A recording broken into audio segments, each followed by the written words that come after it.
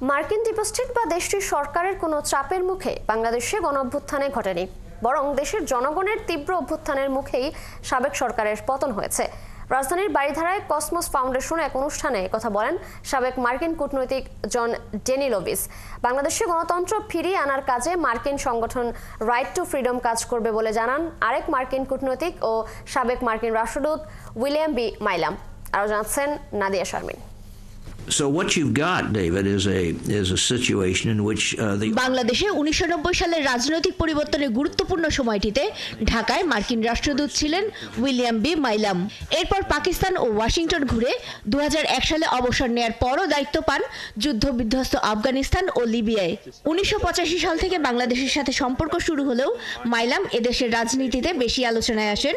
শেখ হাসিনা সরকারের নির্বাচনের সমালোচনা, মানবতা বিরোধী অপরাধের বিচার নিয়ে সমালোচনা, বিএনপির সাথে বন্ধুত্ব এবং বাংলাদেশ সম্পর্কে অগাধ জ্ঞান নিয়ে লেখা বইগুলোর কারণে এখন তিনি ওয়াশিংটন ভিত্তিক মানবাধিকার সংগঠন রাইট টু ফ্রিডমের প্রেসিডেন্ট।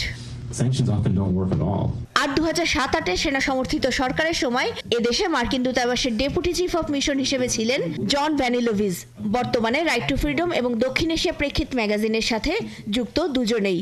বাংলাদেশের রাজনীতির গুরুত্বপূর্ণ বাঁকে দায়িত্ব পালন করা এই দুই কূটনীতিক তাদের অভিজ্ঞতার ঝুলি খুলে বসেন বারিধারার কসমস সেন্টারের অনুষ্ঠানে।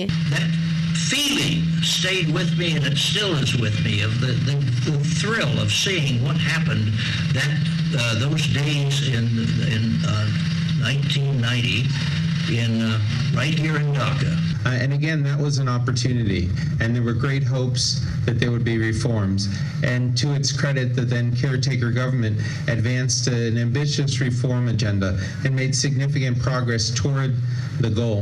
But ultimately, as we know, those hopes were dashed. Milam জানান তার ওয়াশিংটন ভিত্তিক সংগঠন রাইট টু ফ্রিডম এবার কাজ করতে চায় বাংলাদেশের সাথে।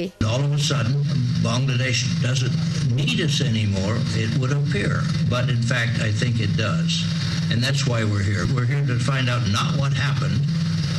We know that. We're here to find out how we can help. আগামীর বাংলাদেশে গণতন্ত্র কতটা শক্তিশালী হবে তা নিয়ে সতর্কতার কথা জানান জন Danilovich. Supporting democracy and human rights, we're not a deep state. They were the state. That was the stated policy of the United States. And I think what people have done is that they've tried to hijack this U.S. domestic debate to advance their objectives. So certainly it's been convenient for the Modi government, which itself has been criticized by human rights groups. And this is a critical time, this next phase where the consensus is built on reform and the consensus is built on the mechanisms to ensure reform. And again, I think this is one area we've identified where we can possibly, along with others, play a helpful role.